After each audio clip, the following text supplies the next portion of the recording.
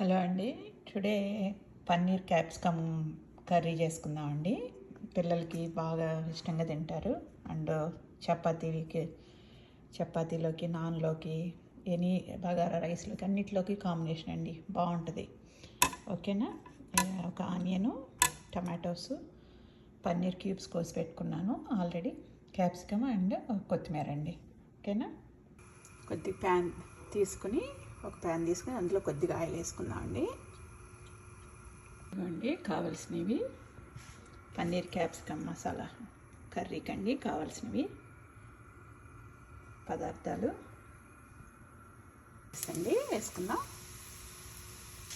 కొద్దిగా వేగాక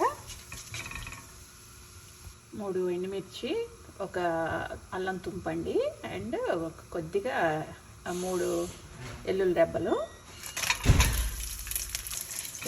కొద్దిగా వేగాక అప్పుడు టమాటా వేసుకుందామండి. కొద్దిగా వేగింది కదండి, ఇప్పుడు టమాటాలు వేసుకుందాం. ఈ టమాటాలన్నీ వేసుకుందామండి. కొంచెం ఉప్పు వేసుకుందామండి. కొద్దిగా పసుపు అంతా ఒకసారి కలుపుకొని మూత పెట్టుకుందాం. అలాగే జీడిపప్పు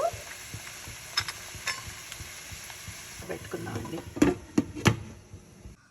హలో అండి, ప్యాన్ పెట్టుకుని మళ్ళీ అందులో కొద్దిగా ఆయిల్ వేసుకుందామండి. ఆనియన్స్ వేసుకుందాం. కొద్దిగా ఎర్రగా వేగాలండి. అప్పుడు ఆ ప్యూరీ వేసుకుందాం. టమాటా ప్యూరీ మిక్సీ పెట్టానండి. ఆనియన్ వేగింది. ఇప్పుడు ఈ పేస్ట్ వేసుకుందామండి. వాటర్ పోసుకుందాం. ఇలా కలుపుకుందాము ఒకసారి. అలాగే పన్నీర్ వేసుకుందాం. అలాగే క్యాప్సికము ఇలా తిప్పి కాసేపు మూత పెట్టుకుందామండి. తర్వాత స్పైసెస్ వేసుకుందాం. మూత తీసి చూద్దామండి. బబుల్స్ వచ్చాయి కదా, ఇప్పుడు స్పైసెస్ వేసుకుందాం. కాశ్మీరీ పౌడర్ అండి, Kashmiri chilli powder 2 table spoons. కొద్దిగా గరం మసాలా 1/2 టేబుల్ స్పూన్ అండి. గరం మసాలా మిక్స్ అయ్యేటట్టు కలుపుకుందాం.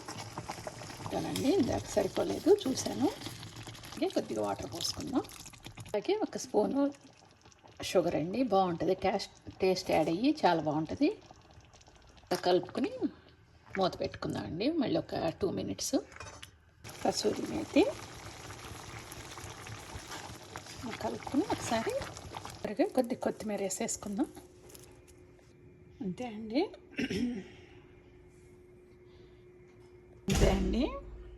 టేస్ట్ చూద్దాం.